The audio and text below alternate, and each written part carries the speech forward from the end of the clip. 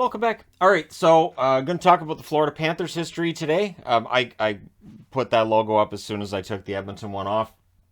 And in the couple of days since then, things have gotten interesting for Florida, right? But that being said, we're going to talk about their history. This is a team that came into the league in 1993. They've got a decent length of history now in the National Hockey League.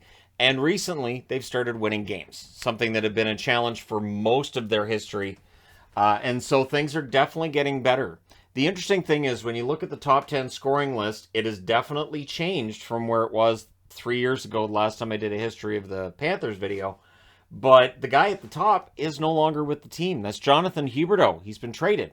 671 games, 198 goals, 415 assists, 613 points. And of course, he had a 115-point season this past year, and they're going to miss him. That being said, I think they're going to like Tkachuk. Barkov is number 2 on the list. He'll be number 1 by the end of this season, I would think, barring injury. 596 games played, 220 goals, 333 assists, 553 points. Barkov at points in his career has been underrated. I don't think he's underrated any longer. I think people understand what an amazing two-way forward he is. And he can be one of the best players in the league when he's really and truly on his game. Olli Jokinen, 567 games, 188 goals, 231 assists, 419 points. He was number 1 in scoring for a while before Barkov and Huberdeau passed him. Stephen Weiss, 654 games played, 145 goals, 249 assists, 394 points. Scott Mellanby, 532 games played, 157 goals, 197 assists, 354 points. For one of the best, hardest working players they've had. Nathan Horton, 422 games, 142 goals, 153 assists, 295 points. Victor Kozlov, 414 games, 101 goals, 190 assists, 291 points. Aaron Ekblad also has 291 points. Different fashion, though. 554 games. He has 97 goals, 194 assists to get there. Robert Svala, who he just passed. 573 games, 61 goals, 229 assists, 290 points. And Vincent Trocheck rounds out your top 10. 420 games played, 111 goals, 171 assists, 282 points. I would think with the amount of goals this team's been scoring over the last few years, that top 10 is going to be changing again and again. And so we'll see how things go for Florida. Now, if you're looking at their wins leaders all time, well, Luongo's there and he's going to be there for a while. 230 wins. Well and above everybody else. Van Beesbroek has 106. Vokun has 101. Bobrovsky has 81. So, barring a trade, he should hit 100 wins as a Florida Panthers goaltender. And if he spends the entire year in Florida, he should easily pass Van Beesbroek's 106 wins. But he'd still be quite a ways away from Roberto Luongo's 230. Reimer, 53 wins, is 5th on the board now for Florida. Retired numbers, number 1, Roberto Luongo. Absolutely, no argument there. I would argue that Jonathan Huberdeau, who was just traded, his number may be retired at some point as well. Bill Torrey's number 93 was retired. He was the general manager initially for Florida. They put together a pretty good team. The number 93 is symbolic of the team starting its play in the 93-94 season. They've also retired the number 37 for Wayne Huizenga upon his passing. Wayne Huizenga was born in 1937. So, a couple of symbolic retired numbers of non-players, and Luongo's number, but I would think Huberdeau's, Barkov's should be the next ones to get retired, I would think.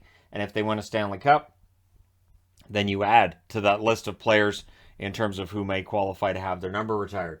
Their playoff history has not been extensive at all.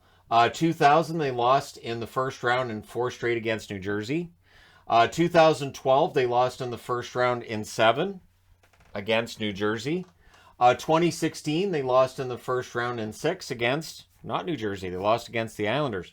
And then in 2020, they lost the qualifying round 3-1 against the New York Islanders. So, that's the thing. They lost twice in a row to New Jersey. They lost twice in a row to the Islanders.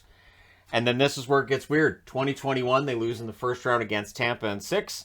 And then this year, they lost against Tampa in 4. So, that's 6 losses in playoffs since 2000. And each time they lost to the same team back-to-back. But not 3 times in a row. It's weird, right? So, they even got out of the first round against Washington just to keep that pattern alive, losing against Tampa again. So, odd way of going about things, but it should mean they won't lose against Tampa again because that would destroy their pattern. So that's good news for the Battle of Florida. Now, of course, they haven't had a Stanley Cup. They reached the Stanley Cup final in 1996. It was an amazing run. Blue-collar team. The most blue-collar team I can remember ever reaching a Stanley Cup final. There wasn't any one player to shut down. You had 4 lines you could roll. 3 of them were scoring lines. It was a nightmare to defend against. And their defense was fantastic, and so was their goaltending. They play out of BB&T Center. There's always the debate about whether or not they'd be better off being in Miami rather than in Sunrise. Being in more of a large population center. But the reality is they're in BB&T Center. It is a good lease for the team. Very team-friendly lease. And I don't think they're going anywhere. There will always be that debate about whether or not the team should continue in Florida. But I don't think it's really as much of a debate as it used to be. At least I haven't heard it nearly as much. Maybe when the Tempe Arena is officially announced for Arizona, we know they're off the market. That's when the conversations with Florida will really intensify. Now, they've had 17 coaches in their history, starting with Roger Nielsen, who had a record of 53, 56, and 23. This past season, Andrew Burnett stepped in as an interim coach, had a record of 51, 18, and 6. He didn't keep the job. Paul Maurice replacing him behind the bench this coming season in what was seen as a surprising move by many. Not by all, but by many. The first goal scored in the team's history was scored by Scott Mellenby, 12:31 of the first period in what was a 4-4 tie against Chicago.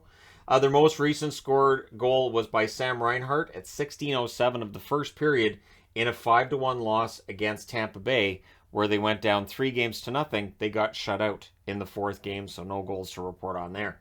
All-time penalty minutes leader, Paul Laus, with 1,702 penalty minutes. So, yeah, Laus, you didn't want to run into Laus and make him angry. Record for goals in a season is pretty safe, I would think. 59, Pavel Bure in 2000-2001. The assists record was set by Huberdeau this year with 85 this season, 21-22. Points, Huberdeau again, 21-22 with 115 points. Penalty minutes all-time in a season, Peter Worrell with 354 in 2001-2002. Wins in a season, Bobrovsky with 39, again this season, 21-22. The 2021-2022 season was a record-breaking season for Florida. They win the President's Trophy, but by losing in the second round, it takes a lot of the oomph, a lot of the momentum out of that, right? So for Florida, we'll see how this coming season goes. They've lost some parts. They've added some parts. We'll see how everything all turns out with the parts where they are now. Their best draft picks, I went with at 117th at 1998, Yaroslav Spacek. 192nd in 1995 was Philippe Kuba. 123rd in 2010 was Zach Hyman. I even triple checked. I'm like, Florida? Yeah, Florida drafted Zach Hyman.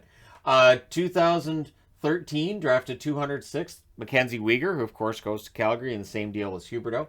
64th in 2011 is Vinny Trocheck. So Trocheck, a 3rd round pick there. First round picks that have played less than 100 games, not a lot. Not a lot for Florida, but they do draft early. So if you want to have that caveat in there, it's valid. They're usually drafting from a pretty strong pool when they get up to the podium because they're usually not one of the better teams in the league. So in 1997, they drafted Mike Brown, 20th overall. He would play 34 games in the NHL, but he would add 130 penalty minutes. Tough customer, that Mike Brown. 1999, at 12th, they draft Dennis Schwidtke, who was a player who played 76 games in the National Hockey League.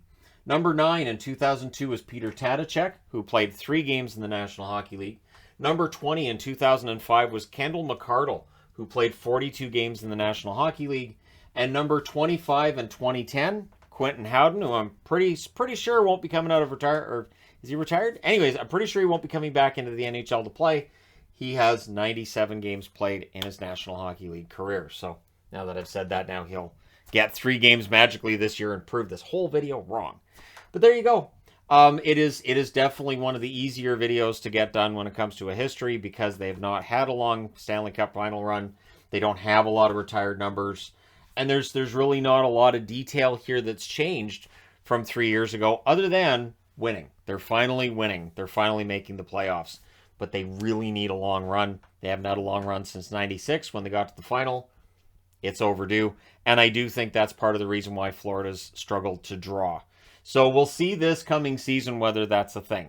When we start looking at attendance this year, now that everybody should have full buildings all year, we'll see whether or not Florida's attendance is strong with a team that's been excellent, just won a President's Trophy, or if it continues to be a storyline, and then that might be a whole other discussion for a whole other time.